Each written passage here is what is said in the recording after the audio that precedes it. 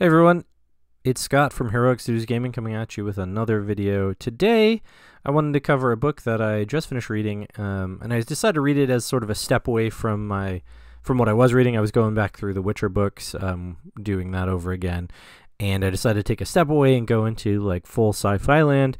So I've recently started doing Ready Player 2, but we're not going to be talking about Ready Player 2. We're going to be talking about this book over here, Sol Arbiter by Chaney and Shen. This book is it sort of got recommended to me because of my interest in cyberpunk and science fiction, but to be fair, it felt more like a Warhammer 40k book that they just didn't have the rights to do Warhammer 40k, but that's kind of what it felt like. So it's Sol Arbiter, and it takes place in the year 2853 when there's like faster than light travel, and going between planets is relatively easy. There's colonies all over the place, according to the sort of backstory we get. There isn't like this like exposition where they just go, "Boo, this is the world as you know it." No, it's more like as the story progresses, you find out about like colonies around Jupiter, and colonies like they go to Venus in this story to deal with a colony on Venus, a tower called Tower 7. Where stuff is happening, and then there's like discussions about other places where the Sol Arbiter force has been. But essentially in 2853, these various colonies and places where humanity exists are all within the solar system. So the governing body of these colonies is the Sol Federation, and so that's what's going on. So the Arbiters are a sort of semi-military unit police force whose job is to arbitrate various conflicts with colonies, specifically because the Sol Federation can't necessarily be everywhere all the time all at once. And like a colony governor is essentially in charge of the colony, and if that colony governor has some kind of conflict with another colony governor or just loses their mind, then the Sol Federation has to intervene, which is arbitration. And by arbitration, that means sending in an elite unit of arbiters to deal with the situation. And depending on the situation, like they usually send in 2 or more. Most arbiters travel in packs of 2, so there's if they send more than 2, they would send 4, 6, 8, that kind of thing. But in this case, our protagonist is sent in with his partner, and they get dropped in through Venus's atmosphere from space, and they land on the outside of the tower, and they break into the tower essentially because the Sol Federation has reason to suspect that the governor is up to some crazy business, mostly because of an official statement and video that he made saying basically a bunch of crazy nonsense.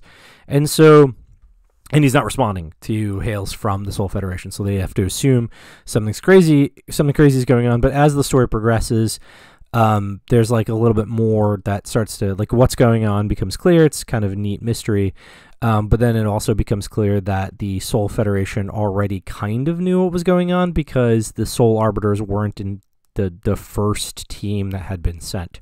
And so it's an interesting look at like this sort of futuristic, sort of future colony kind of situation, and it's kind of cyberpunk because there's this whole thing with the Arbiters and their advanced training, their advanced weapons, their advanced armor, that kind of stuff, and there's also the towers being these colonies, right? And so they're like Tower 7 has 300 floors, and each floor isn't just like a floor in which there's some rooms, it's like a whole city on each floor. So the floors have their specialized sort of things where there's like the functions of the tower that have to happen on like the lower floors, the generating of power, the generating or the processing of waste, that kind of stuff that's going on the lower floors. And then at a certain point you start getting people, and the people aren't just hardworking colonists trying to colonize the planet. There's the hardworking colonists colonizing the planet,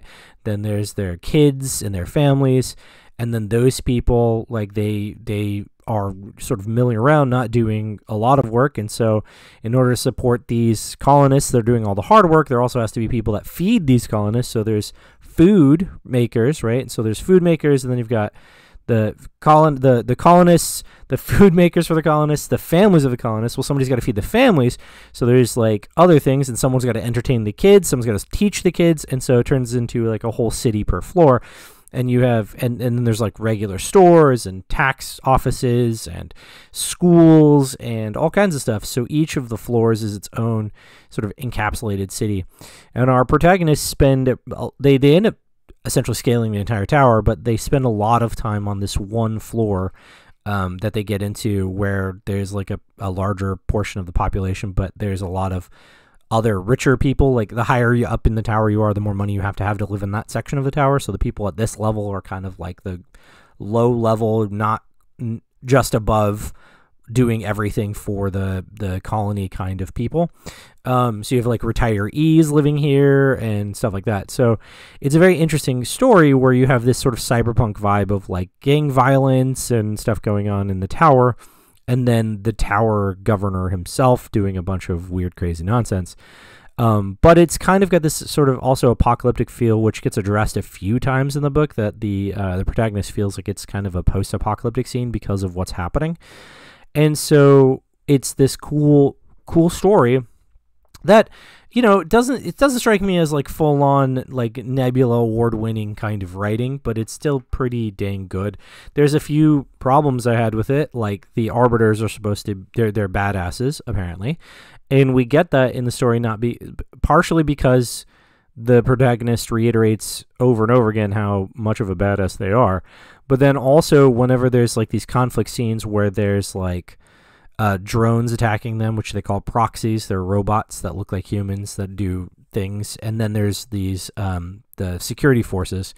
And whenever our protagonist encounters any of these, for the most part, they can just mow them down because they're so much better at tactics, and their weapons are better, and they know how to do things better, and they're better at, you know, they're just more skilled. And so they can just sort of ice through, sort of skate around in these various places and just take down these security forces left and right because they're just so much better than them, which is all right, but you know, that can get kind of boring where it's like I think it was at least one chapter where it was basically just, I ducked, I hid, then I went out, I killed some dudes, and then I went down the way a little bit, and then the dudes came out, so I shot more of them, and then I was running, and then they thought they had me surrounded, but then I just mowed them all down. And like, it's literally like that, where it's like, and then I just mowed them all down because I'm so much better.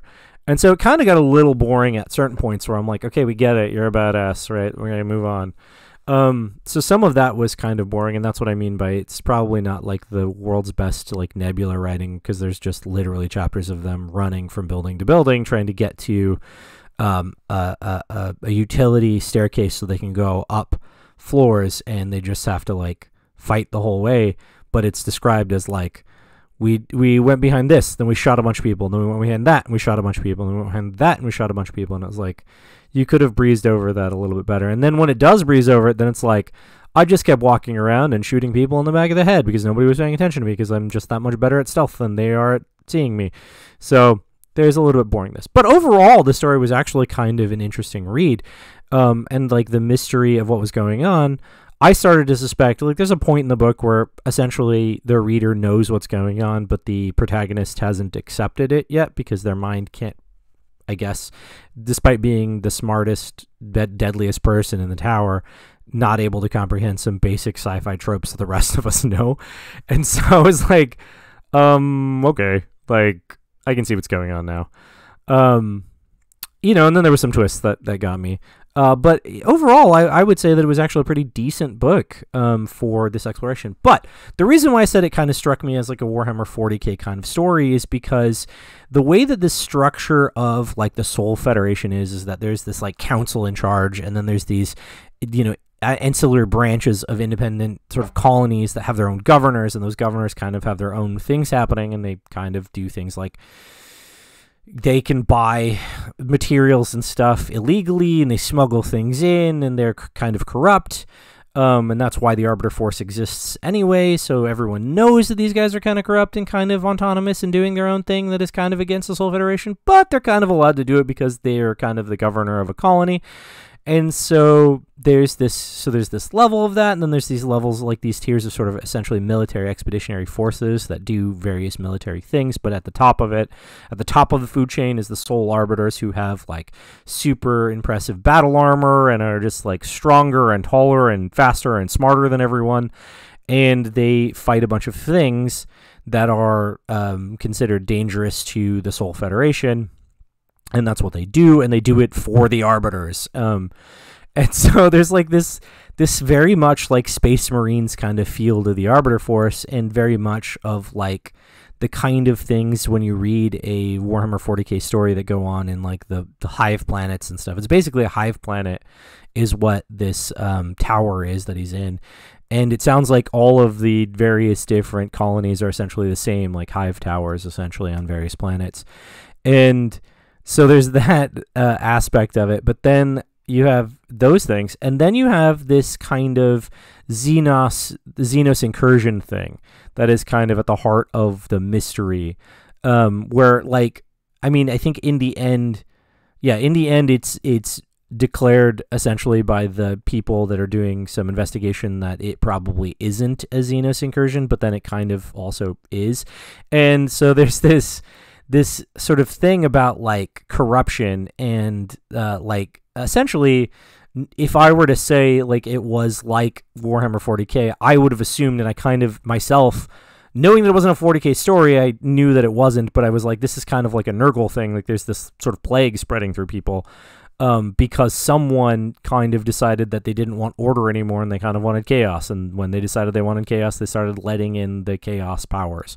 And so there's this very much like, if I were to just give you a description of what happens in the story without telling you that it wasn't a Warhammer 40k story, and I instead of saying they were Sol Arbiters, I called them Space Marines, you would immediately think that it was a Warhammer 40k story, and that this story follows two Space Marines being dropped to deal with a planetary governor who's essentially basically stepped into chaos, and because of that, he's causing a whole bunch of stuff. Like, some things that are going on, the reason why the Sol Arbiter Force is there is because some things going on are that people are just getting mass murdered if they don't follow the governor. If they decide to do something else, if they decide to stick with the Sol Federation, then they're mowed down by the people who are like, no, you have to accept the governor as your king, essentially.